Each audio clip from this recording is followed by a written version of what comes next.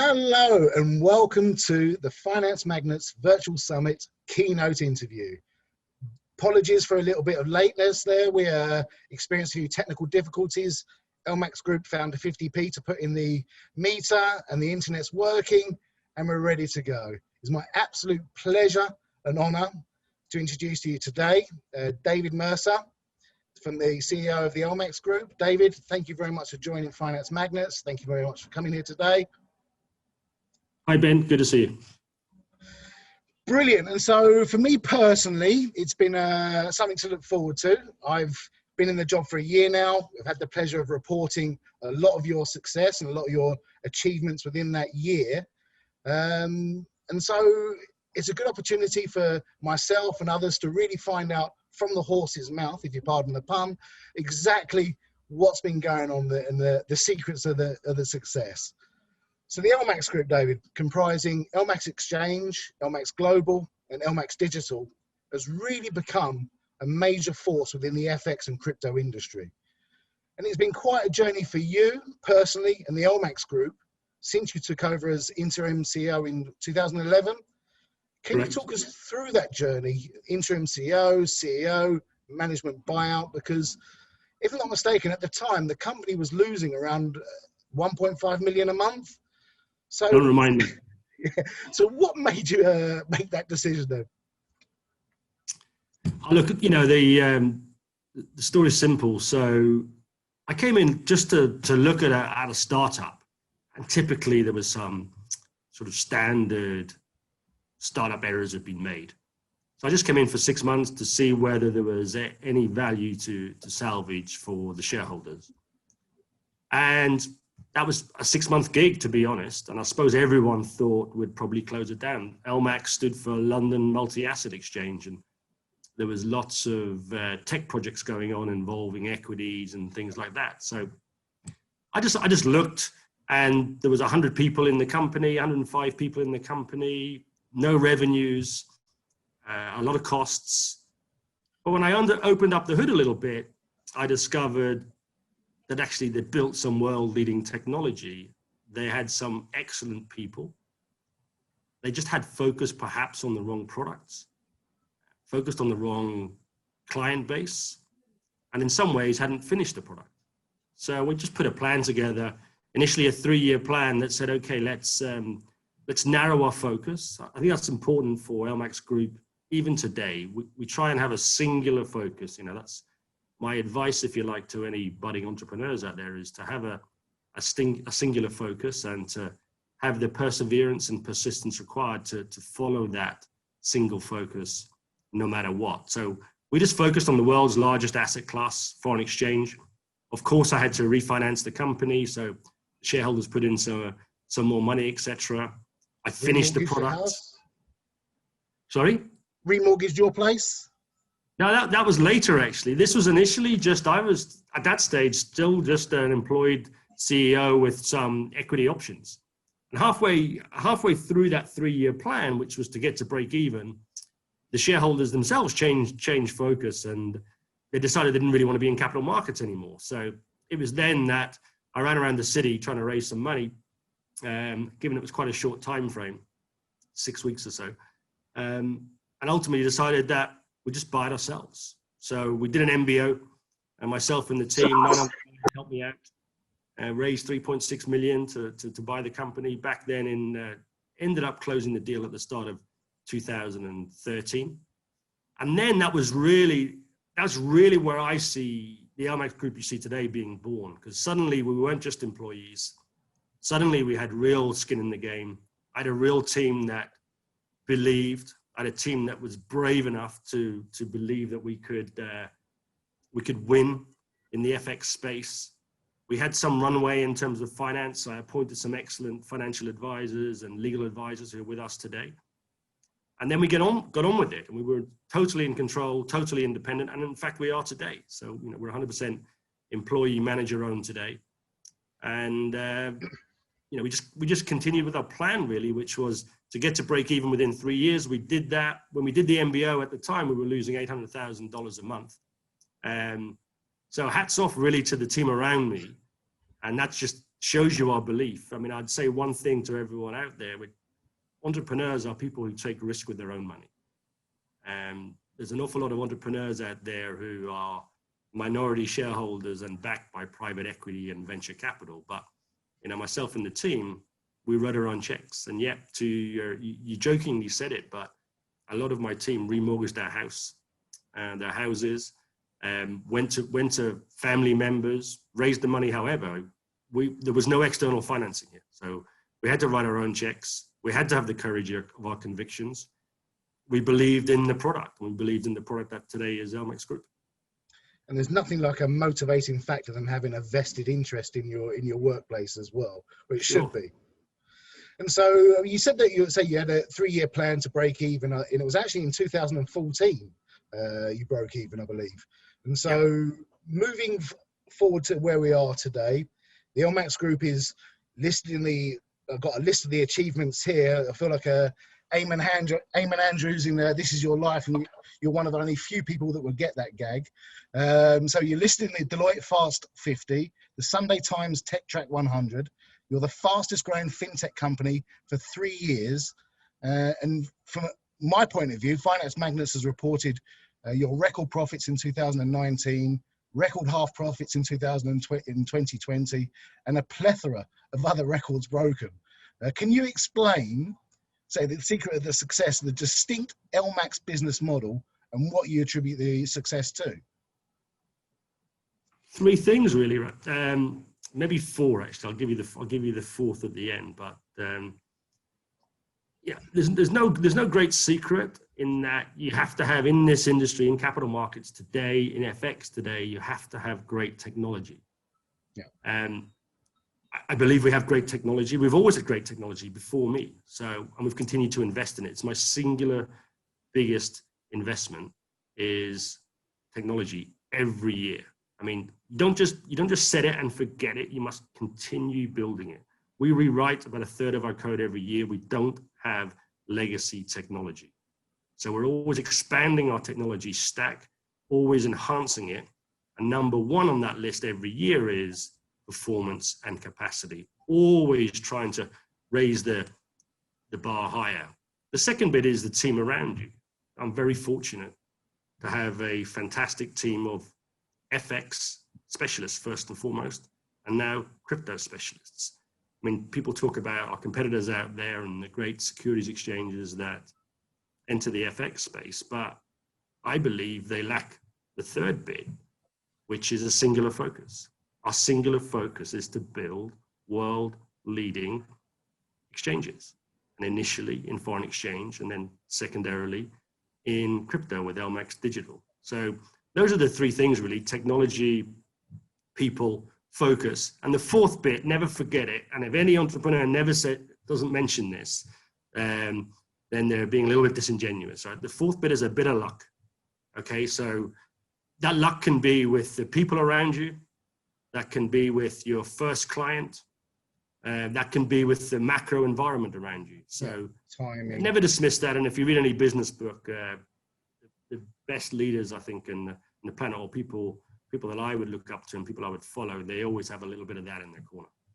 Out of interest, who are those people that you look up to and follow? You name it. I've read most business books. But look, there's no one individual, because most of them you find are flawed. There's flaws in some ways. You can always find a way to criticize Steve Jobs. You can always find a way to criticize Elon Musk or Richard Branson. There's always a way, but you can always criticize someone who's done an MBA or someone that hasn't done an MBA. Yeah. But I think, we've got to take a little bit of learnings from all of them. And likewise, I look within our own capital markets industry, and I look at people who've had success, and I look at the great banks around us. I mean, people forget that the likes of JP Morgan was actually an individual. And, one of the things he said was, do you know how often I speak to my clients? Not once a day, not once a week, not once a month, 10 times a day. Why does he do that? He does that because he knows they're not speaking to anyone else. So lots of influences, and I think some of the best leaders out there, certainly if you look at some of the greatest investors of our time, Warren Buffett, etc. They read a lot. I read a lot. They study a lot. And they're not always, their diaries aren't always full. So that's something which has taken a long time for me to learn, maybe 30 years. Sometimes you feel when you're an employee, when you're working in big organizations, that your diary's going to be packed between 8 and 6. That's just not effective. That's not efficient, right? There's a great quote with Bill Gates and Warren Buffett, and they say, busy is the new stupid. So I try and have massive gaps in my diary every day, every week, every month, because that's time when you can think, and that's time when you can come up with the next new thing. Sound advice. And so here we are today, David. The LMAX Group, to me, still remains very much in high expansion mode. Probably the one that sticks out was the recent acquisition in Cyprus, which to me was a strong signal of intent. Can you elaborate on what growth plans you have in the region? Sure. I mean, Cyprus or a European extension is key for anyone based in the UK. That's just it. We had to start looking at that 4 years ago, right? As soon as we had the referendum and we had this uncertainty around offering our products in Europe, we had to look to have a European base. Now, for foreign exchange, for the CFD landscape, Cyprus has built itself to be a leader in that sphere. Absolutely. The regulator is well regarded. They have a well thought out framework. So in a way that was obvious. I mean, people talked about Paris and Frankfurt and Berlin. It's just, I don't have a big hub there of clients to start with. Never mind technology or foreign exchange expertise. So Cyprus was obvious. And I think Brexit or no Brexit, you see this hub of activity, this hive of activity, the number of FX brokers there, the number of clients there, the access points to Southern Europe, the access points to the Middle East. And if I go further afield, we're by no way complete yet as a group. In my opinion, we're just getting started. The best companies in the world take decades to become the top of their tree. We're not even a decade old yet, right? Especially if you look at it from an MBO standpoint. So we need to keep expanding. You know, we've got operations now in 11 countries. Who knows? That's probably going to be 25 countries within the next decade. And Cyprus was just the first and most obvious in Europe. But if you look at what we do in Asia Pacific, I've got offices in Tokyo, in Singapore, in Hong Kong, in Auckland. So that has to expand. I need to get closer to my client base, and I need to create centers of excellence globally. Now, those centers of excellence might be sales and distribution, there might be regulation, there might be technology. So if you look at my Auckland office, that's a center of excellence for technology. And Cyprus, I think, will be a center of excellence for distribution and client service. Brilliant. And so staying with, say, growth and expansion, I mean, it'd be impossible not to talk about LMAX Digital. LMAX Digital recently launched exchange within, I think, just 2 years, trading over $10 billion, $10 billion, and now become a leading spot cryptocurrency exchange. And so what's next for LMAX Digital and you and in crypto in general? I'd love to hear your opinions on this. World domination. No, it's,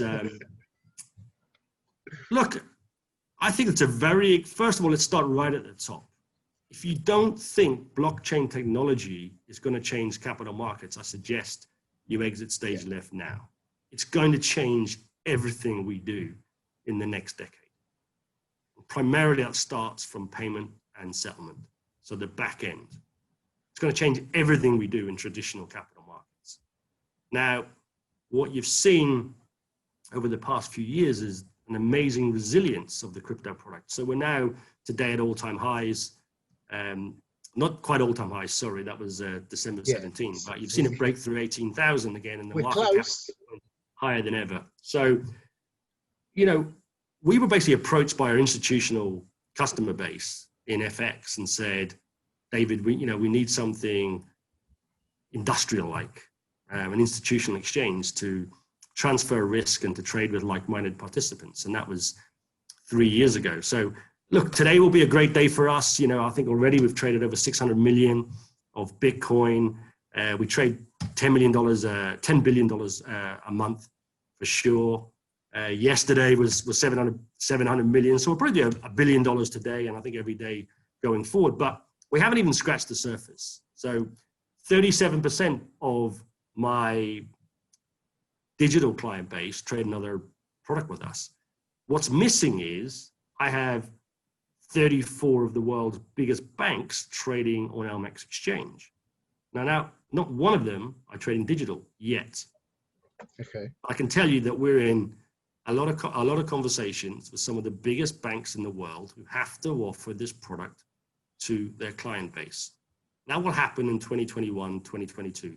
That will be fantastic, not only for LMAX Digital, it will be great for the whole landscape, for the whole of capital markets, and will really establish crypto assets as the asset class of the future. I firmly believe that if you look forward 5 years, this partition wall you see at the moment between traditional asset classes and digital asset classes will be knocked down.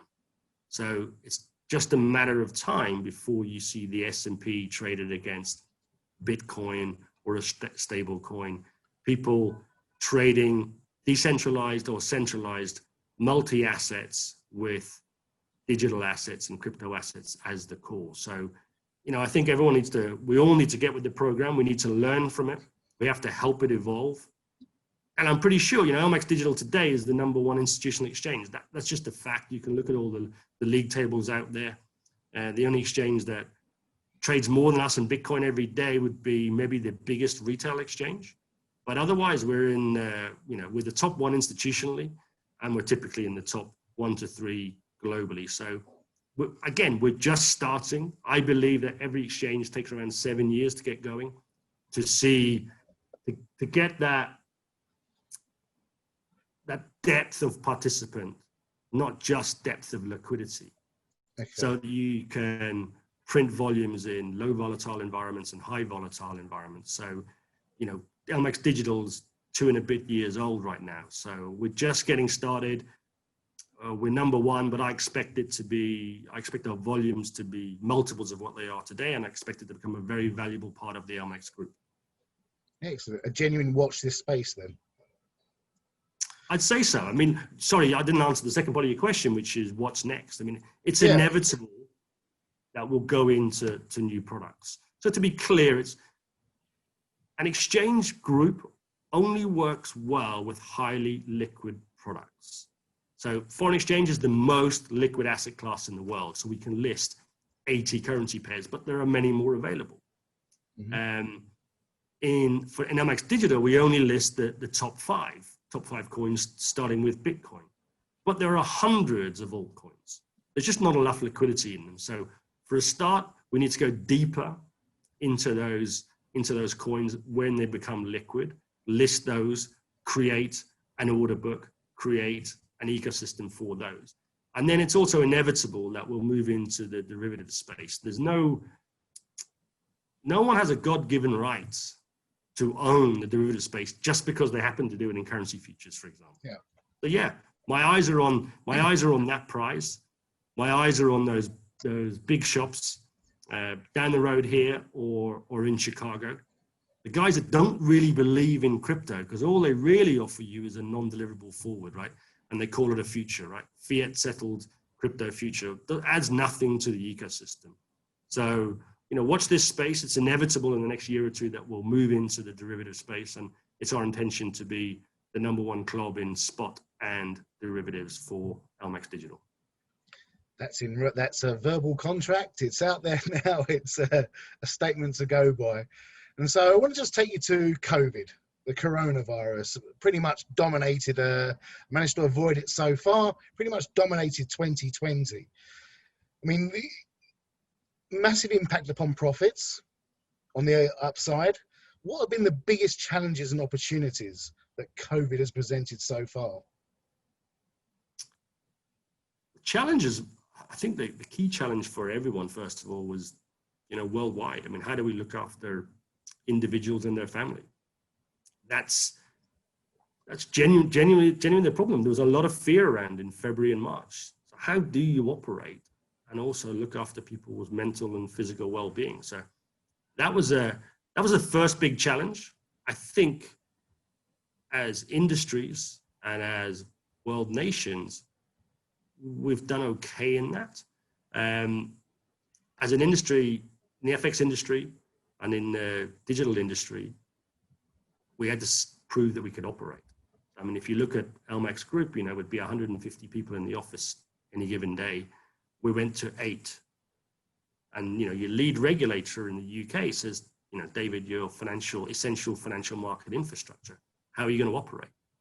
So big challenge there. Now, we're fortunate because we're highly technical and we've been remote enabled for a decade. We opened 5 exchanges on a Sunday night remotely. So with very minimal office presence any given weekend. And we operate 7 days a week. Most of that is also, Saturday, Sunday is mostly remote. So met that challenge. And then the next challenge is really, how do you grow? How do you prosper? No one knows how long this is going to last. Yeah. No one knows when the next one will be. How do you train the next leaders? How do you mentor the next leaders? How do you develop your staff? How do you develop your product? How do you engage with your customer base? So, and I'm not going to say we're not Twitter. Perhaps not, we're certainly not big enough, don't have that scale to just say, okay, let's go remote first. I think it's difficult for an SME to be 100% remote first, but the future will no longer be huge offices in towers in London and Manhattan. It will be more flexible. It will be more remote. But in that sense, I'd say to you in terms of opportunity, wow, right? Suddenly your talent pool is global. Yeah. So we've known this for a little while. We started building technology down in Auckland as well as London 6 years ago because we had some very talented individuals who frankly just wanted to go home. They didn't want to leave. Normally they just leave the company. I didn't want them to leave the company. So we started building technology down there. But imagine if I can suddenly hire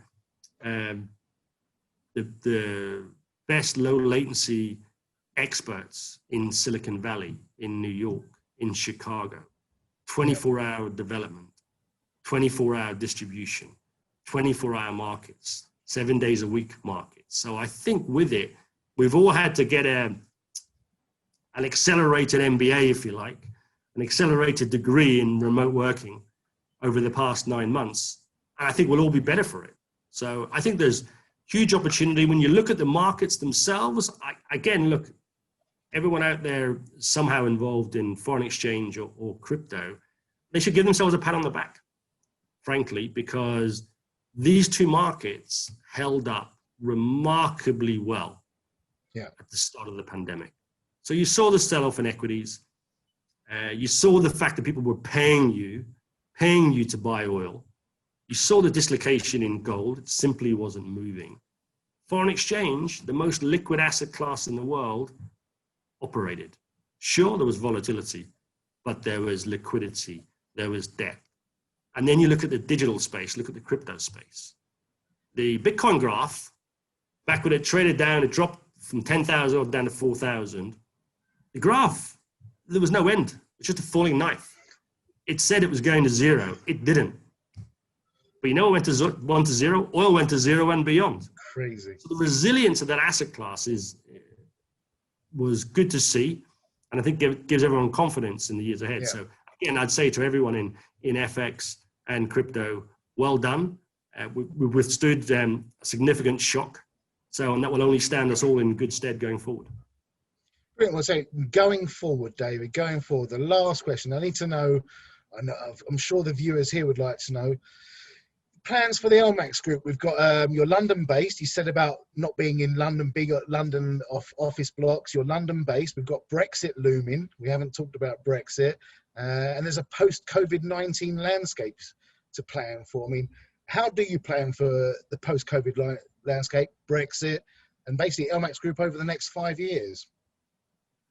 Yeah, I think it's massively exciting. So look, if you run any business, if you run LMAX Group, you've got to build and you're in capital markets, you've got to build a business for all seasons. You don't know what's coming at you next. I'm old enough to have been through the Asian crisis in 97, the Russian default in 98, 2008 subprime, S&B, everyone remembers well, 2015. And now we have COVID, we have Brexit. You've got to build a business that can exist in all seasons. Yeah. Anyone can float on a rising tide, right? It's when the tide's going out, right, that you need to be able to operate. So I think it's hugely exciting. You put them all in the hat. You say COVID, you say Brexit, you say low interest environment, a change in the presidency, higher taxes, just challenges. But capital markets have been around a long time. Foreign exchange has been around a long time. Derivatives now have been around a long time. You have to build your business that can exist in all of those, and hopefully in all of those times, and hopefully you'll be able to ride that wave that I just discussed. So for LMAX Group, again, singular focus. Singular focus. We want to become one of the preeminent exchange groups in the world. So what does that mean? We're not there yet. We need to be the #1 central limit order book for foreign exchange.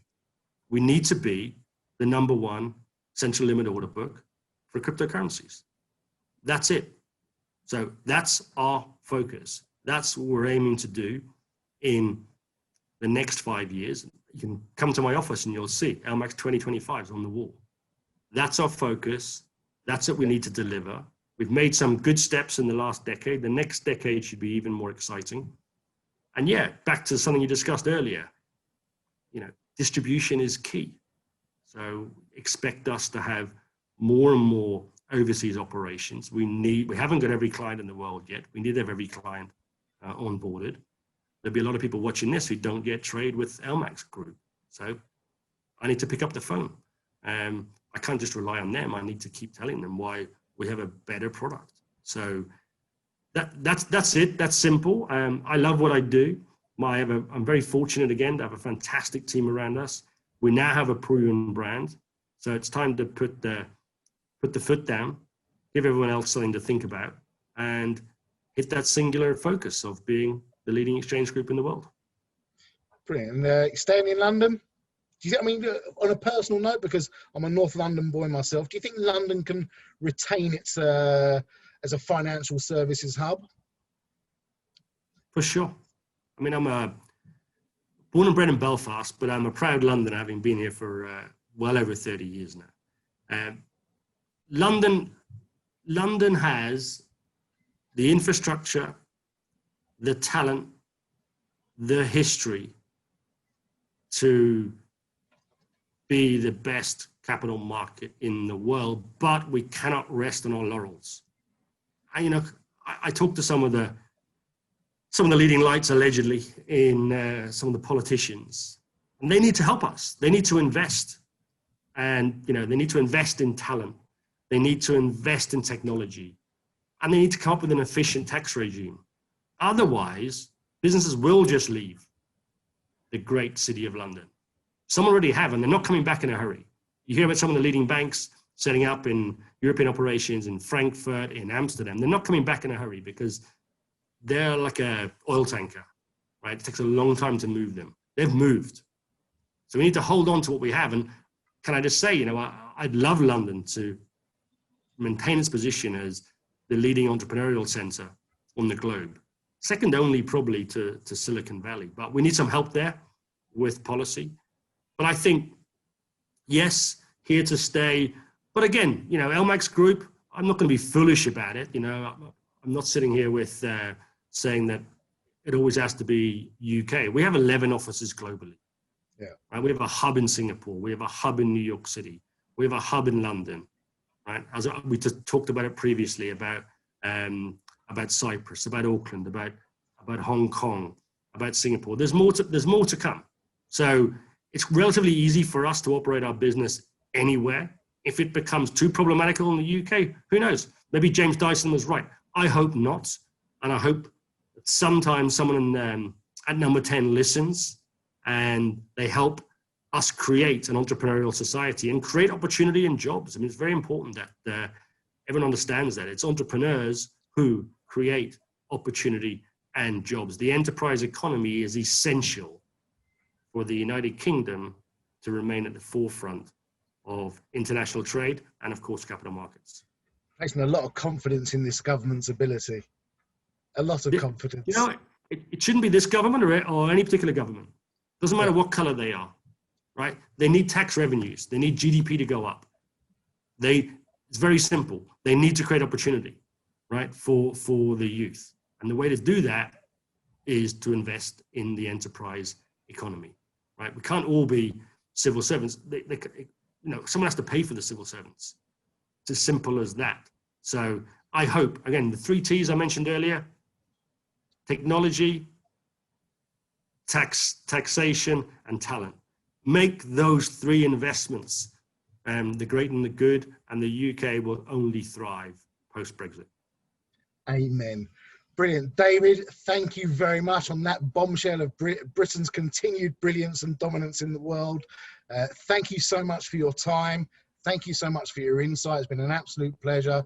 Everybody listening, viewing this, they can view the website, see it again. I'm sure they want to.